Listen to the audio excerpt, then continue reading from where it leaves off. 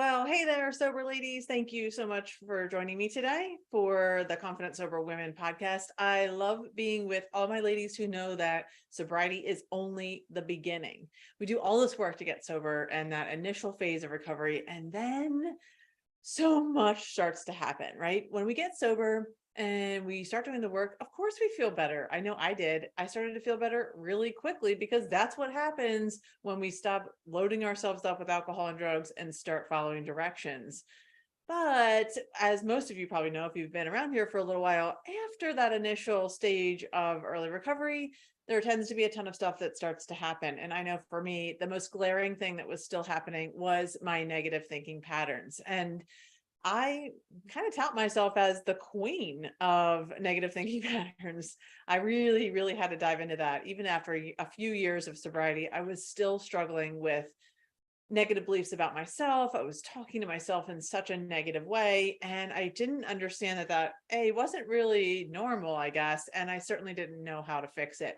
So today I really want to spend time with you and kind of giving you 5 ways to deal with those negative thinking patterns in the quickest way possible. All of this information can be found inside of the Confident Sober Women Facebook group in the guides section.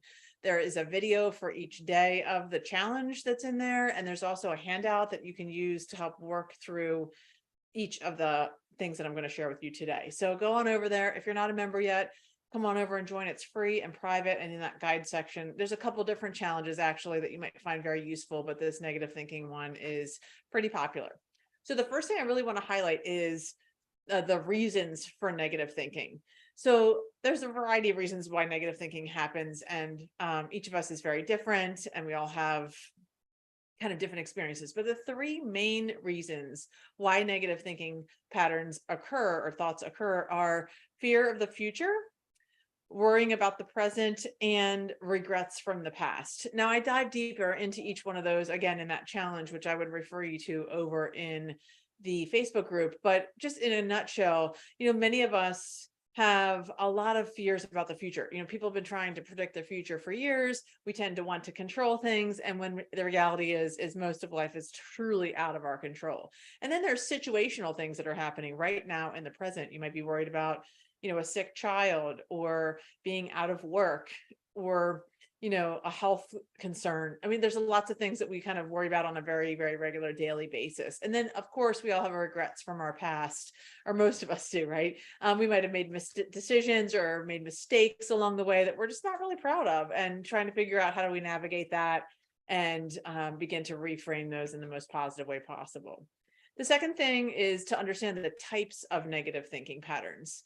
Now, there are a lot of different types, but I highlighted my top 5 kind of common ones. And again, they're in that challenge in the Facebook group. You can dive deeper and use the workbook to help kind of map out what yours actually are. So the first one is all or nothing thinking. That's that black or white kind of thinking where everything either is or it isn't. There's not a lot of gray.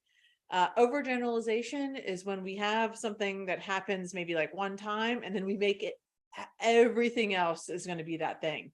You make a mistake one time, maybe professionally, and you're always going to be a failure. You're always going to make that same mistake in your job or with your family.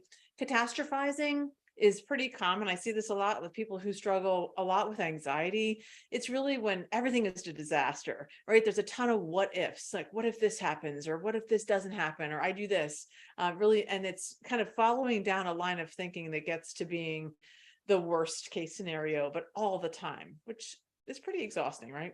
And often very untrue. The fourth one is should statements.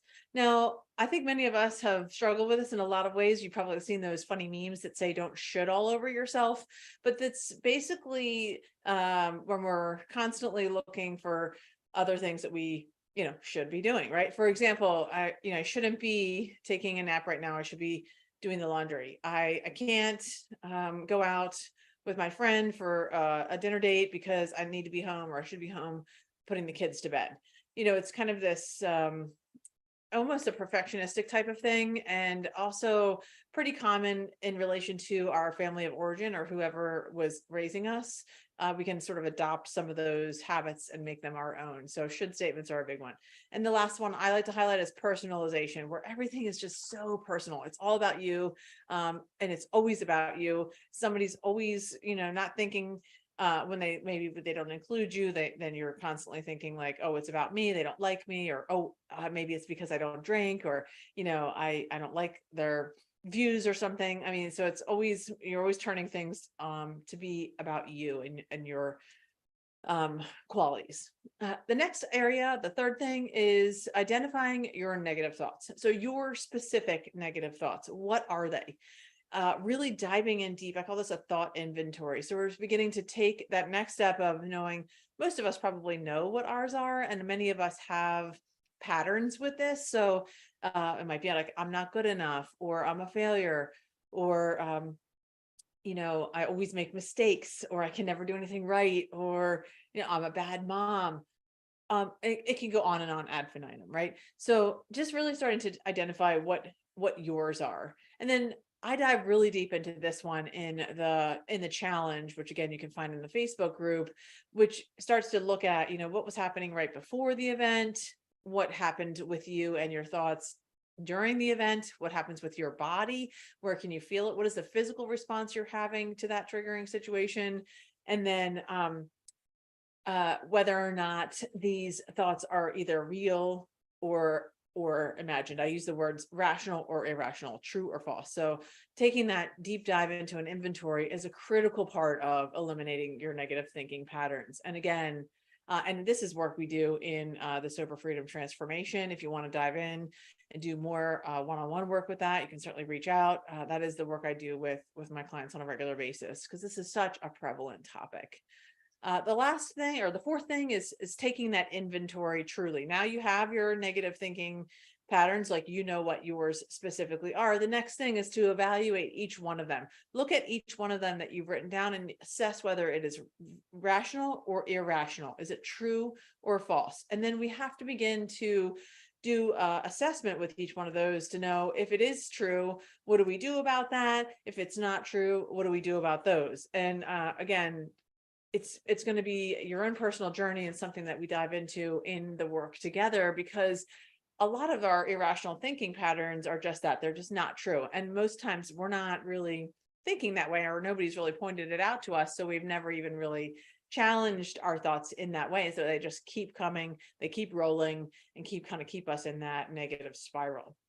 And the last way to eliminate these negative thinking patterns is to begin to focus on your own personal strengths and also on positive people.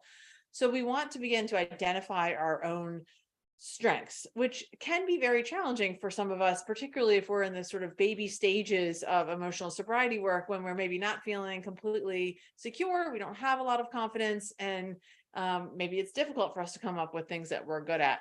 I really want you to dig in. I want you to challenge yourself and ask things like, what do other people say about you?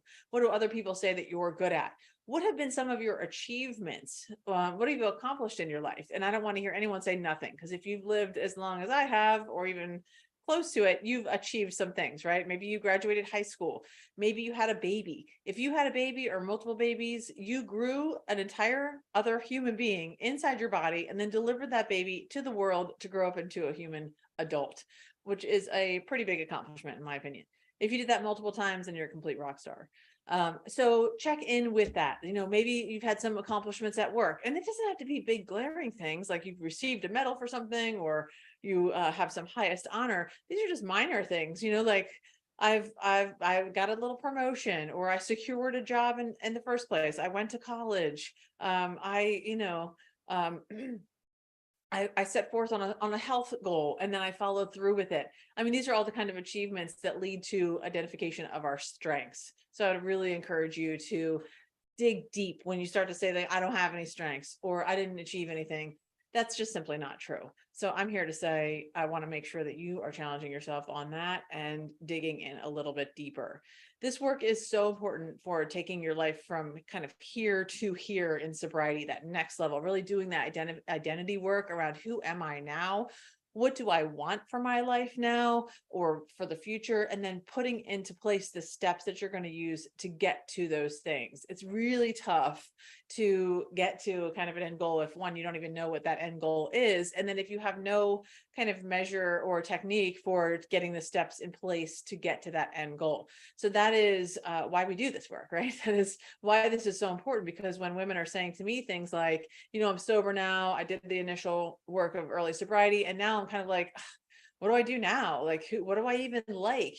What do I want for my future? These are the kinds of things I hear because they're starting to wake up. They're starting to begin to open up to the possibilities, where when we were in active addiction, there were no possibilities. We couldn't see the future. We could barely even see sort of to the next day. So if this is where you are, that's exactly where I love to meet women. I would love to meet you on your journey and kind of take you to the next level if that's what you're looking for, and help you identify these things, help you to begin to see what it is that you want, who are you, and where are you going from here. And eliminating negative thinking patterns is just one of those steps in the process.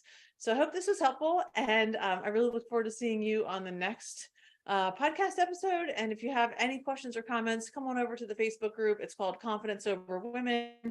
I will be there to answer them anytime. And if you like what you're hearing here, please make sure you leave a rating and review on the podcast. It's super helpful for letting other people know where we are. Have a fantastic day. And